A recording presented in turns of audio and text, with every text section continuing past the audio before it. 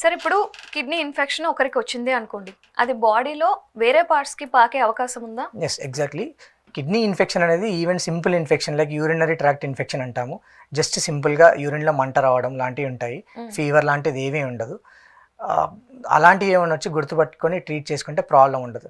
కాకపోతే జనరల్గా immuno compromise అంటే డయాబెటీస్ కానీ వేరే హెల్త్ ఇష్యూస్ ఉన్న వాళ్ళకి కానీ లేదా ఇమ్యూనో సప్రెసెంట్స్ మీద స్టెరాయిడ్స్ మీద ఉన్న వాళ్ళకి కానీ వేరే రీజన్స్ వల్ల అలాంటి ట్యాబ్లెట్స్ మీద ఉన్న వాళ్ళకి ఏమవుతుందంటే ఇన్ఫెక్షన్ అనేది ఫాస్ట్గా స్ప్రెడ్ అవుతుంటుంది.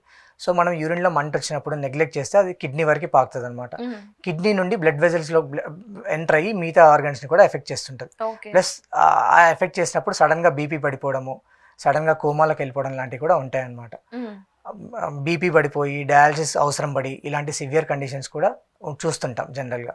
సో ఎప్పుడైనా యూరిన్లో మంట వచ్చినప్పుడు, మెయిన్గా షుగర్ ఉన్న డయాబెటీస్ ఉన్న పేషెంట్స్లో యూరిన్లో మంట వచ్చినప్పుడు అది యూరినరీ ట్రాక్ట్ ఇన్ఫెక్షన్ అని గుర్తుపట్టుకొని అట్లీస్ట్ యూరిన్ టెస్ట్ చేసి చూసుకుంటే, కంప్లీట్ యూరిన్ ఎగ్జామినేషన్ చేసి చూసుకుంటే మనకు అందులో ఏమైనా ఇన్ఫెక్షన్ ఉందా లేదో తెలుస్తుంది. సో అప్పుడు డాక్టర్ని కన్సల్ట్ అయితే అవసరమైతే అల్ట్రాసౌండ్ చేయడమా లేదా క్రియాటినిన్ చేసి చూసుకోవడమా, ఆ ఇన్ఫెక్షన్ ఎంత సివియర్గా ఉందో చూసుకోవడమా, ఇలాంటివి చేయొచ్చు అనమాట. ఓకే.